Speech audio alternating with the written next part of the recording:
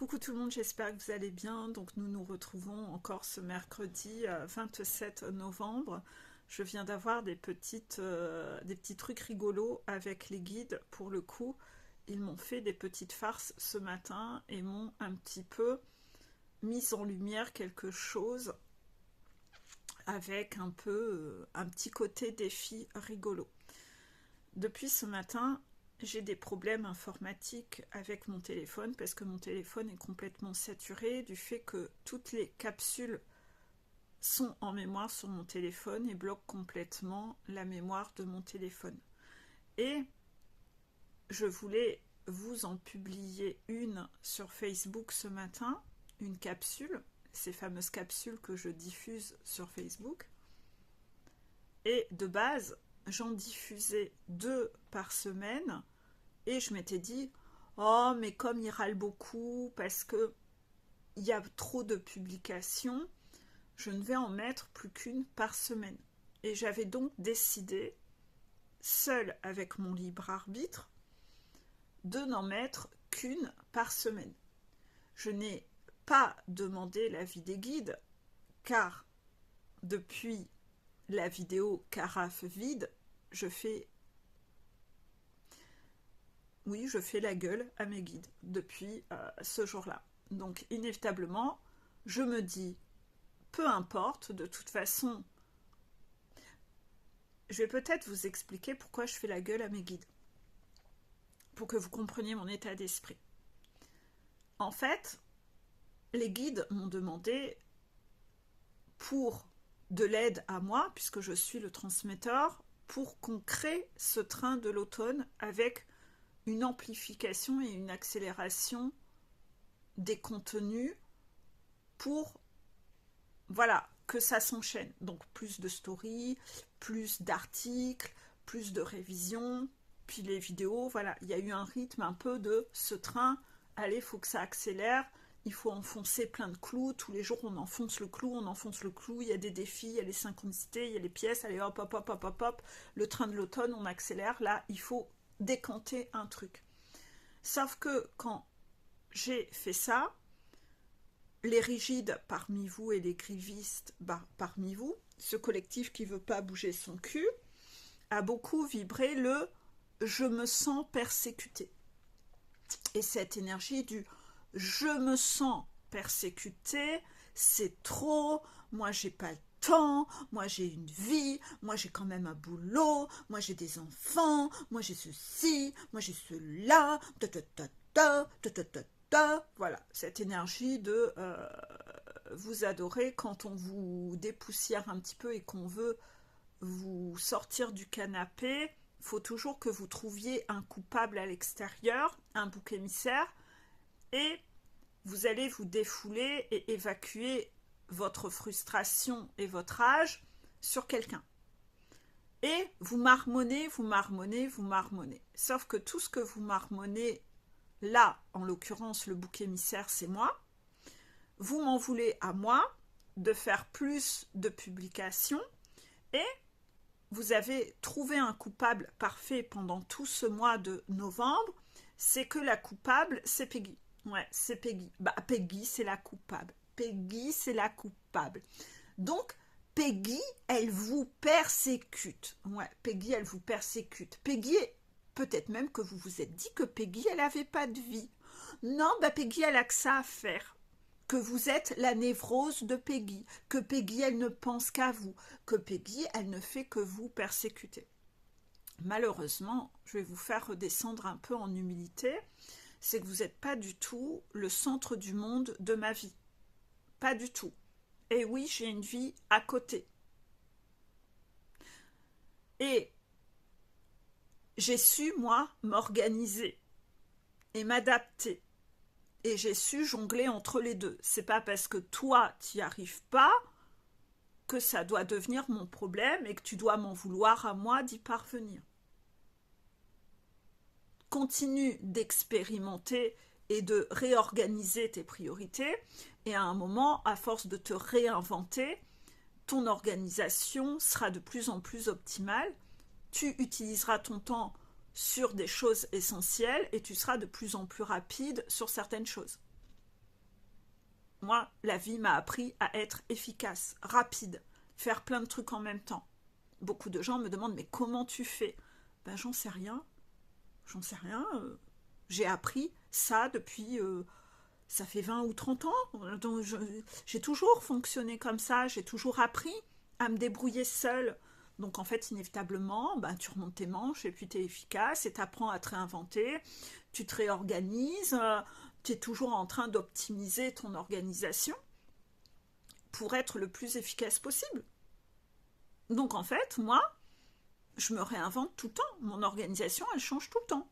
Parce que dès qu'il y a un petit truc qu'il faut intégrer, ok, on va y arriver, allez, on se réinvente, on se réorganise, etc. Vous, vous en êtes pas là et vous voulez rester dans vos habitudes. C'est dommage. Parce que vous êtes en prison. Vous êtes en prison dans votre routine et vous ne savez pas vous adapter.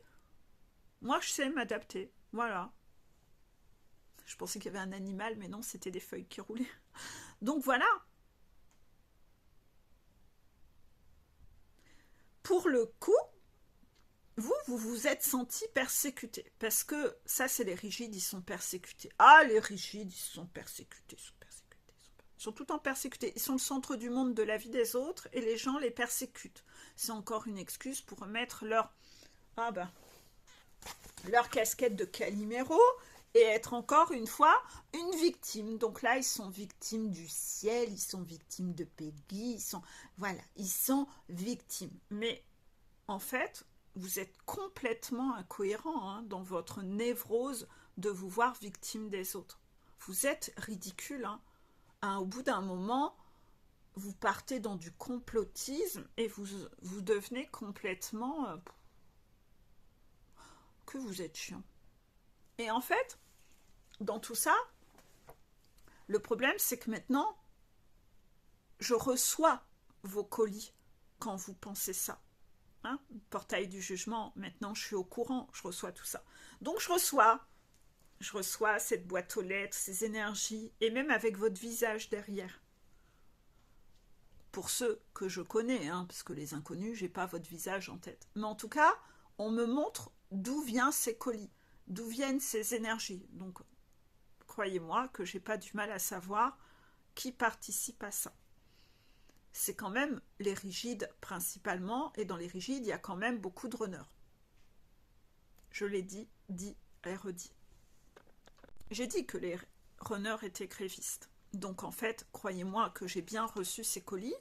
Vous en faites pas, je le reçois bien, du matin au soir, 7 jours sur 7, le week-end, quand je veux me reposer, je reçois vos colis de Peggy, tu me persécutes. Tu mets trop de vidéos, tu mets trop de stories, tu mets trop d'articles, tu mets trop de ci, tu mets trop de trucs à lire. Moi, je peux pas lire, moi, j'aime pas lire. Bah ouais, mais réinvente-toi. Lis. Tu vas t'instruire, tu vas t'éduquer sur plein de choses qui te seront utiles. Regarde peut-être un peu moins la télé. T'es peut-être pas obligé de regarder 10 fois le même film. Moi, regarder un film une fois, ça me suffit en fait. Toi, pourquoi t'as besoin de le regarder 10 fois? Je ne sais rien. T'es peut-être pas obligé de regarder 10 fois le même film. T'es peut-être pas obligé d'être lobotomisé derrière ta télé tous les soirs à regarder 10 fois le même film. Tu peux peut-être lire et regarder un peu moins la télé et être dans un juste équilibre. Tu verras, c'est pas très compliqué. Après, c'est sûr que si tu rentres du boulot et tu as besoin de descendre la moitié d'une bouteille de whisky, c'est plus facile d'aller être hébété une 10e fois devant un film que de lire un truc. Ouais, c'est un peu plus dur à lire. Ouais, je peux le concevoir. Ouais, il va peut-être falloir que tu arrêtes la moitié de bouteille de whisky que tu t'enfiles tous les soirs. Est-ce que c'est moi qui te persécute? Non, c'est toi. Tu es en train de foutre en l'air ta vie. Est-ce que c'est à moi d'en payer le prix? Non. T'as besoin de trouver un coupable à l'extérieur? C'est moi qui te fais boire la bouteille de whisky le soir? Non. C'est moi qui te demande de regarder 10 fois le même film? Non. T'es vraiment sûr que c'est moi qui te persécute? Par contre, tous les colis que tu m'envoies de rage quand t'es frustré, c'est toi qui me persécute. Celui qui se croit persécuté, c'est lui le bourreau en réalité. C'est lui le persécuteur. Alors, t'as beau porter une casquette de Calimero, c'est toi le persécuteur. Et en fait, j'ai tellement reçu ces piqûres. Vous voyez, un peu comme les démangeaisons, je vous disais, c'est comme si j'avais 500 piqûres dans le corps et que c'était inconfortable. C'est des charges. Ben, quand les démangeaisons se sont finies, toutes ces piqûres, c'est vos colis. C'est vos énergies de tu me persécutes, c'est trop, c'est pas assez, tintin, accélère, ralentis, nanan, nanan, nanan, nanan, nanan. Et je reçois ça du matin au soir. Je comprends pourquoi il a fallu que j'ai eu les démangeaisons. C'est que derrière tous les pics, ça allait être tous vos messages, vos mots, le pouvoir de vos mots. Vous connaissez le pouvoir des mots? Les mots sont destructeurs. Et vous, vous m'envoyez ça du matin au soir. Et vous pensez que parce que vous allez être hypocrite, parce que vous ne me le dites pas en face, que je ne le reçois pas. Si, je le reçois. Maintenant, je le reçois. Maintenant, je le reçois. Et les guides vous dénoncent. Ils mettent votre visage. Donc arrêtez de me prendre pour une conne. Donc tout ça, je les reçois, vos aiguilles piquantes. Je les reçois. Vous êtes piquant, vous êtes condescendant, vous êtes insatisfait, vous êtes ingrat, vous êtes jugeant. Scellez toutes vos piqûres sombres là que vous envoyez, vos aiguilles. Piou, piou, piou, piou, piou. Vous faites que ça à longueur de journée. Vous n'avez pas autre chose à foutre? Lisez. Pendant ce temps-là, vous ne ferez pas ça. Vous serez occupé. Je dis ça? D'accord. Bon, je vous dis la phrase que les guides ont dit. Vous serez occupé à devenir moins con. Voilà, au moins c'est dit. Là, t'es en bonne voie pour devenir un vieux con. À féminiser si tu es une femme. Voilà. Et peut-être que tu as des parents qui sont déjà des vieux cons. Et toi, tu es déjà en train de devenir un vieux con avant l'heure. Alors que peut-être tu portes le masque de « je veux avoir l'air jeune ». Non, à l'intérieur, tu es un vieux con.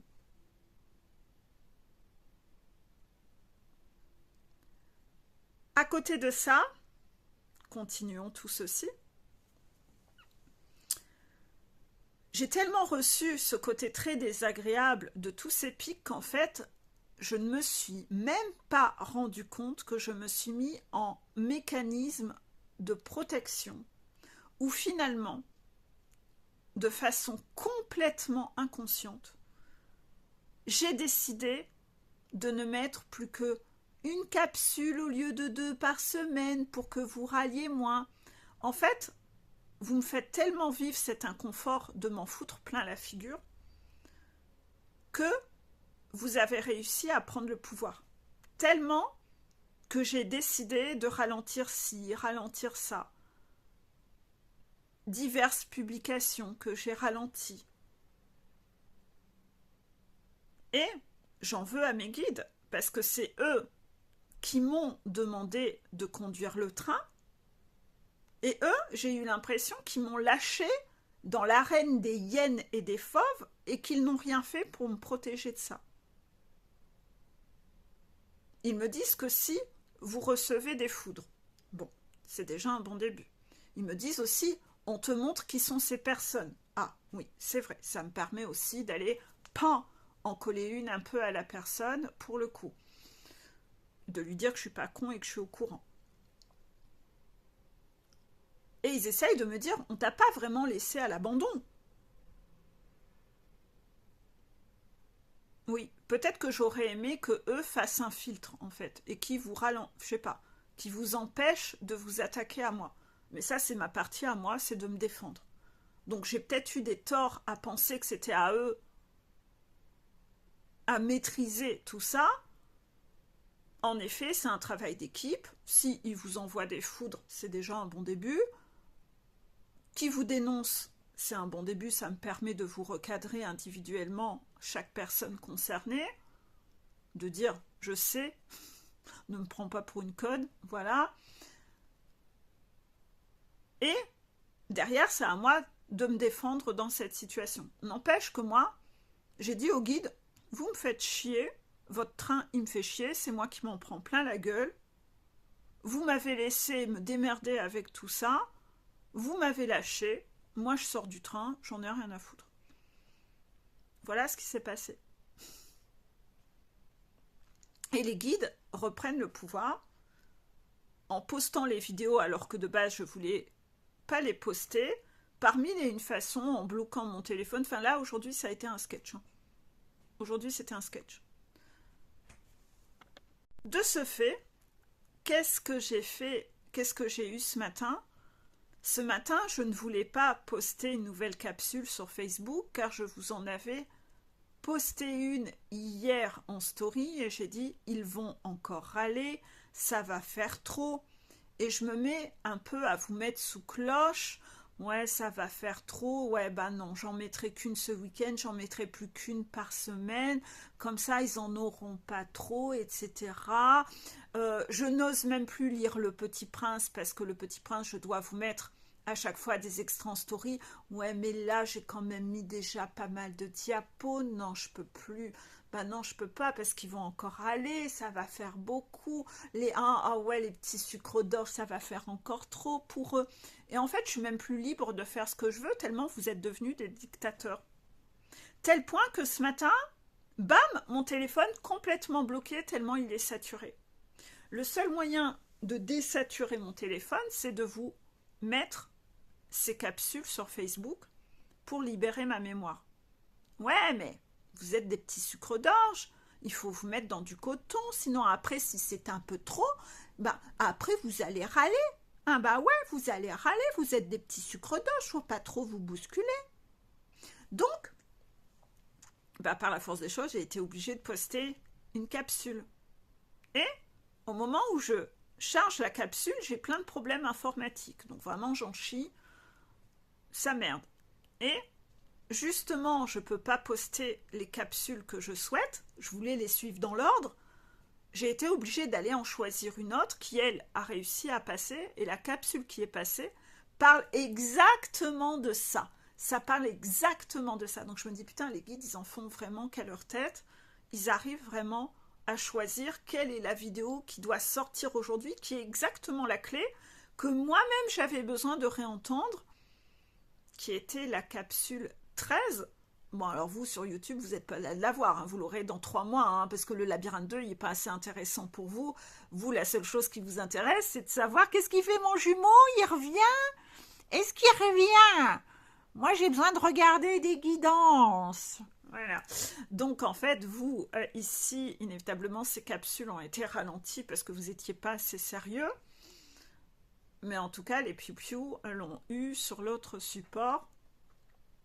Et le support non spirituel, celui qui travaille sur la psychologie, voilà, où eux, ils auront eu cette capsule avec cette clé de compréhension aujourd'hui. Et c'est là où je me suis dit, mais en fait, je suis carrément en train de me suradapter encore à ces râleurs parce qu'ils m'envoient plein d'aiguilles. Mais en fait, fuck, en fait. Et je me suis dit, bah, je mets la capsule, il y aura de nouveau 2 capsules par semaine. Ils vont râler, mais de toute façon, ils râlent tout le temps. Ça va changer quoi? Ils sont tout le temps en train de râler, en fait. Les grévistes, ils râlent tout le temps. Et les grévistes, c'est des gros dictateurs. C'est les conservateurs. Faut rien changer. Faut rien changer, le changement. Ben non, faut pas de changement, hein. Voilà. Et les runners, c'est des conservateurs. Faut rien changer. Ils ont un masque de c'est moderne. Mon cul, en fait, c'est des vrais pépères en charentaise. C'est des grands conservateurs. Faut rien changer. Parce que moi, ça m'arrange. Faut pas que je perde mon profit, tu vois, tranquillou, quoi. Là, j'ai une excuse qu'il faut rien changer. Ouais, ils sont pas sexy, hein. Et bref, finalement, j'ai mis cette capsule. Peut-être que je vais recevoir encore plein d'aiguilles parce que j'ai persécuté, mais vous vous rendez pas compte, j'ai osé me donner priorité, rendre service également aux guides, parce qu'ils ont quand même vachement fait forcing. J'ai libéré, moi, de l'espace sur mon téléphone, mais je vais m'en prendre plein la gueule parce que eux sont persécutés. Allez, envoyez toutes vos aiguilles, là. Vous êtes toxiques. Vous êtes toxiques. C'est terrible. C'est terrible. Voilà. Vous allez devoir... Voilà, donc ça, c'était sûrement un défi peut-être encore cohérence, ou je sais pas, ça va être quoi? On le verra bien, je vais pas prendre la tête aujourd'hui. Je sais pas si ça fera partie du labyrinthe 3, un défi cohérence, j'en sais rien. En tout cas, je suis restée dans cette cohérence de m'analyser, je suis restée dans cette cohérence de me dire, ben, je suis en train de le faire là, ils ont eu du pouvoir sur moi, mais c'est pas ok qu'ils aient du pouvoir sur moi direct dès que je m'en suis aperçue, je me suis rebellée, rien à foutre, je me donne priorité, je reste cohérente, je reste alignée, et en fait c'est ça, c'est que plus vous allez évoluer, plus vous allez détecter quand quelqu'un arrive à avoir du pouvoir sur vous et vous désaligne de vos projets, de ce que vous aviez l'intention de faire. Vous allez le voir de plus en plus vite. Voilà.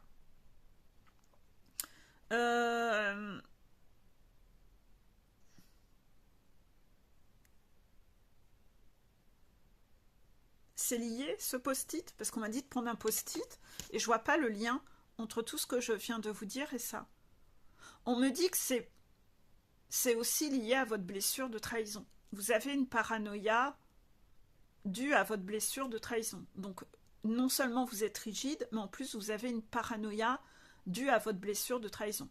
C'est-à-dire que vous pensez toujours que les gens vont vous trahir et ce syndrome de persécution vous vient de là. J'ai pas pensé à la blessure de trahison vu que moi j'avais pas ce syndrome de me sentir persécutée. Pas du tout. Mais j'avais pas la rigidité qui venait tenir la main au contrôlant. Donc tout ceci s'explique. J'avais pas cette paranoïa extrême. Ceci dit, j'ai détecté une situation il y a à peu près un mois où j'ai eu une forme de paranoïa. C'est de la paranoïa, ça? Non, c'est pas de la paranoïa. D'accord. Non, les guides disent que t'es pas paranoïaque. Ben c'est quoi alors si c'est pas... C'est quoi le lien?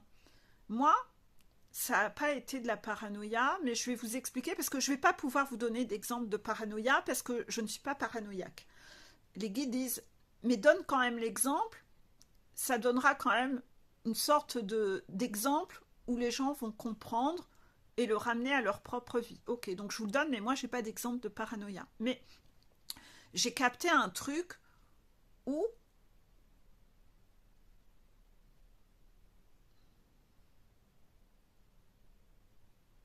je ne trouve pas l'adjectif. J'ai capté un truc que j'ai fait où j'ai pas été...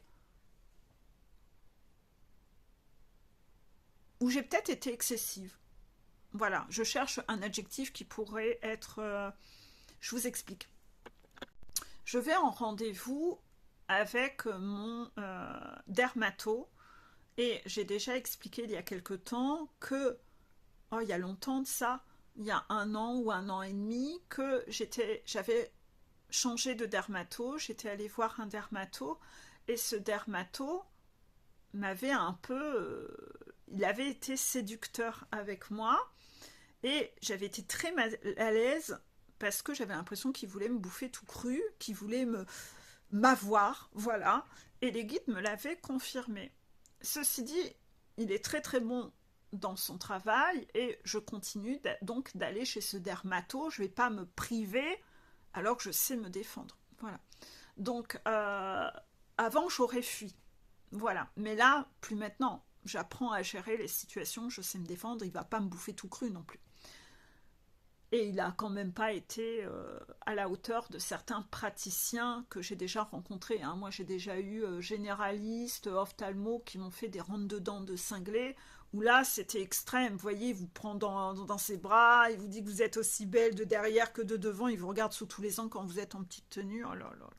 Non, j'ai déjà connu des situations avec des docteurs qui étaient vraiment... Mais non, là, il en est quand même pas là. Et là... comme je suis... En fait, moi, je déteste les séducteurs. C'est quelque chose que... c'est viscéral.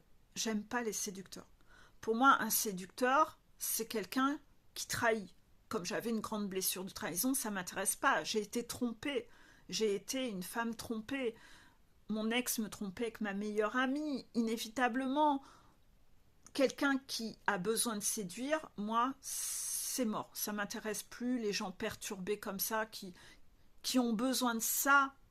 Non, ça m'intéresse pas. Ça me séduit pas en plus parce que quand je les regarde, vous allez être dans un bar, vous allez voir leur façon de se comporter ou en boîte. Quand j'étais jeune, je n'y vais plus. Ils font ringard en fait, ils font gros porc. Il n'y a rien de beau chez eux. Il n'y a rien de charmant. Si vous regardez les stars que j'apprécie, c'est toujours des gens discrets, un peu timides. Donc moi, ce côté un peu kéké qui roule des mécaniques, je trouve ça lourd. Je trouve pas ça séduisant, je trouve que c'est tue l'amour. C'est pas charmant. Moi, j'aime ce qui est charmant. J'aime le charme. Ça c'est... On a l'impression d'être face à un cassos, face à un gros bof. J'aime pas. Voilà, ça me charme pas. Je trouve ça gerbant, j'aime pas. Inévitablement, comme ce monsieur, au premier rendez-vous, a eu des comportements séducteurs avec moi, ça m'a mis mal à l'aise, inconfort, directement, et c'est là où j'ai merdé, je l'ai mis dans la catégorie des séducteurs. S'il m'avait séduit, c'est que c'était un séducteur. Voilà. C'est très rigolo, vous allez encore vous moquer de moi, vous verrez. S'il me séduisait, c'est que c'était un séducteur. Ça vous montre la piètre valeur que je me donne. Ça a été très parlant. C'est-à-dire que pour moi, s'il me séduit, c'est pas parce que moi, en tant que personne, je lui plais ou que je sors du lot. Non, mon réflexe, c'est que s'il me séduit, ça veut dire que c'est un séducteur. Ben ouais, moi je suis comme tout le monde. Moi je vaux pas mieux que quelqu'un d'autre. J'ai toujours pensé comme ça.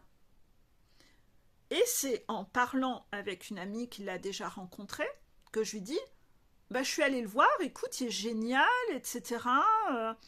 Enfin non, il est génial, mais j'ai été mal à l'aise parce que j'avais l'impression qu'il m'avait séduit et tout, et les guides me l'avaient confirmé.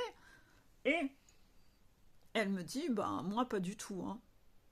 Moi, il a été désagréable. Il m'a fait comprendre que il ferait pas mon truc, que c'était trop, c'était un sujet trop de base, que lui il ferait pas ça. J'avais qu'à aller voir un dermato de base. Elle dit j'ai pas du tout aimé. Il a été froid, désagréable. Dit on parle de la même personne. Bon, il était quand même ultra chaleureux, taquin, de l'humour, le regard qui pétille. Il m'a retenu beaucoup plus longtemps, il essayait de savoir plein de trucs sur moi, personnels. Et de ce fait-là, ben, c'est ça aussi qui a fait que je me suis dit, ben, peut-être que je me suis fait des a priori sur cette personne, et je vais y retourner. Je ne vais pas me priver de ses compétences. Et finalement, j'y suis retournée encore, et ben, encore. Il a encore été dans ce rapport de séduction où il me parlait de tout sauf de son boulot. Il m'a parlé de plein de trucs, mais vraiment de plein de trucs plutôt personnels. Et il était vraiment limite, je m'attendais, c'était presque genre comme si on était au resto et qu'on était en train de faire connaissance, quoi. Et en fait,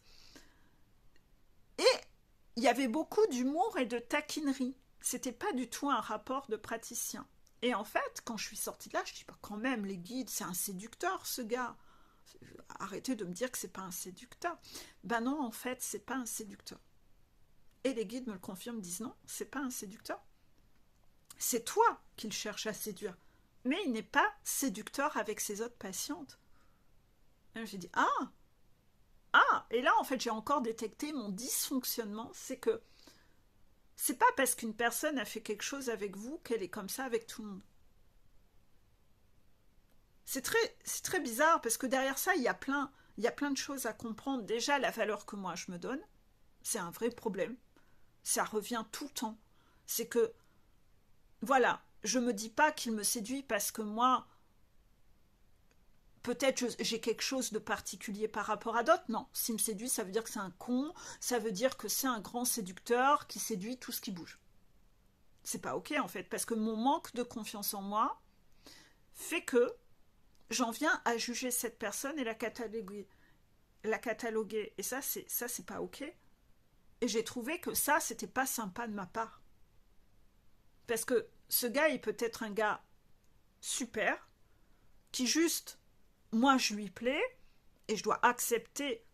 Et ça, pour moi, c'est très difficile à accueillir dans ma personnalité, du fait que je manque de confiance en moi sur plein de trucs, et que j'ai tellement été programmée là-dedans, que ben, ça ressort dans des trucs comme ça, je vois encore mon dysfonctionnement, où finalement, je ne me donne pas encore de valeur. Et inévitablement, si quelqu'un va vouloir me séduire, je vais me dire que cette personne, c'est parce que c'est un gros connard. Vous voyez? C'est encore la difficulté à recevoir et se donner de la valeur, en fait. Vous voyez tous ces mécanismes? Et ça, moi, j'ai beaucoup de mal à m'en dépêtrer. Hein. Et je pense que je vais jamais savoir m'en dépêtrer. Les guides disent non, ça va rester en moi. Mais quelque part, c'est ce qui me maintient dans de l'humilité. Mais l'humilité, ok, mais je ne dois pas pour autant cataloguer la personne. Et là, je l'avais fait. Alors que non, ce gars était vraiment super sympa, il était super cool en fait. Vous voyez? De là, essayez de voir si vous avez connu quelque chose dans ce genre, contraction, vous allez faire une similitude avec quelque chose que vous avez connu, où vous allez vous rendre compte que vous avez catalogué vous aussi quelqu'un, trouvé votre, entre guillemets, votre dermato à vous, ou vous avez catalogué une personne parce qu'elle a fait un truc peut-être avec vous ou avec une personne, et vous pensez donc que cette personne, elle fait ça avec tout le monde, alors que non. C'était juste, entre guillemets, exceptionnel, parce que ben voilà, la personne qui flash sur quelqu'un, ça ne veut pas dire qu'elle flash à longueur de journée sur les gens. Et là, vous avez quelque chose à comprendre, il y a un effet miroir que vous devez aller trouver derrière ça. Je vous laisse trouver ça. C'est que finalement, vous voyez comme tout s'imbrique. Le manque de confiance fait que l'on trahit quelqu'un, puisqu'on le catalogue. Vous voyez? Et encore, moi, je n'ai pas la rigidité. Donc, si vous êtes rigide, vous allez en plus le faire à chaque fois, le mécanisme, et vous allez mettre tout le monde un peu dans le même panier, tout le monde dans le même sac. Ensuite, il y a cette notion de jugement, finalement. C'est qu'il y a une notion de jugement dedans qui n'a pas été jolie, qui n'était pas sympa, en fait. Vous voyez? Alors que quelque part, vous ne connaissez pas la personne et que vous l'avez cataloguée un peu trop vite. Sur un stéréotype. Alors que cette personne, c'était peut-être la seule fois de l'année qu'elle s'était comportée comme ça avec quelqu'un, que la personne s'est peut-être sentie vivante à votre contact, parce que vous avez ravivé quelque chose, et que cette personne s'est sentie vivante avec vous, mais qu'elle ne s'est sentie vivante avec personne d'autre entre-temps. Et que vous avez juste révélé un aspect de sa personnalité, mais que personne ne voit peut-être cet aspect de sa personnalité en temps normal. Voilà. D'un autre côté, tous les gens qui sont en coaching, pourtant, me disent ça. C'est que je révèle en vous des parties de votre personnalité qui ne se révèlent pas avec les autres. Ben, vous voyez, quand je sors du boulot, vous voyez la différence entre JPEG et Peggy. Ben, j'ai du mal à l'accueillir dans le privé, alors que dans le pro, je me le suis bien compris. J'arrive à l'accueillir. Ben ça, je vais encore essayer de travailler là-dessus, parce que ça, c'est quand même un problème. Vous voyez? Vous voyez, on continue de travailler au-delà de la complétude. On travaille tout le temps, en fait. De ce fait,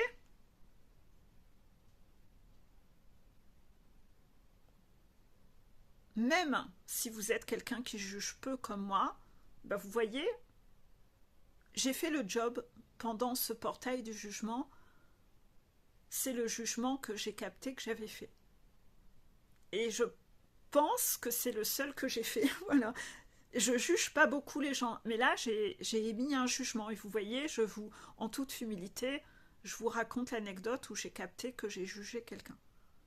C'était pas méchant. Hein. Ouais, non, je suis vraiment pas quelqu'un de méchant.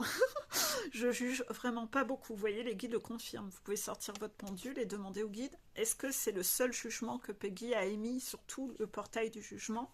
Et vous verrez, vous aurez un oui. Après, moi, j'étais pas rigide, donc c'est sûr que le jugement, c'était pas quelque chose qui faisait partie. C'est le rigide qui juge beaucoup. le rigide est intolérant à la différence. Moi, la différence, je la conçois. Par contre, quand c'est une différence qui est toxique, non, ça, il faut quand même y travailler. Il y a des choses qui sont pas OK. Mais moi la différence ne me dérange en aucun cas. Absolument pas. Je suis ainsi depuis que je suis toute pitchoune, donc déjà en école primaire, tout le monde en riait déjà que on me surnommait la Ménie Grégoire. C'était une personne, voilà, très axée sur l'empathie. Donc moi, ça m'a toujours collé à la peau. La psychologie, tout ça, depuis toute pitchounette. Déjà au CP, hein, déjà au CP. Donc c'est pour vous dire, hein. Et même peut-être même en maternelle. Il y a déjà des anecdotes en maternelle. Donc vous voyez, voilà. Donc voilà. Et là, ben ouais. Mais à culpa, j'ai fait un truc pas sympa. Ouais. Mais je vous l'avoue en toute humilité, je l'ai capté. Donc je vous le confie. Vous voyez? Vous voyez. C'est tout. Voilà. Je vous fais des gros bisous. À bientôt. Bon défi.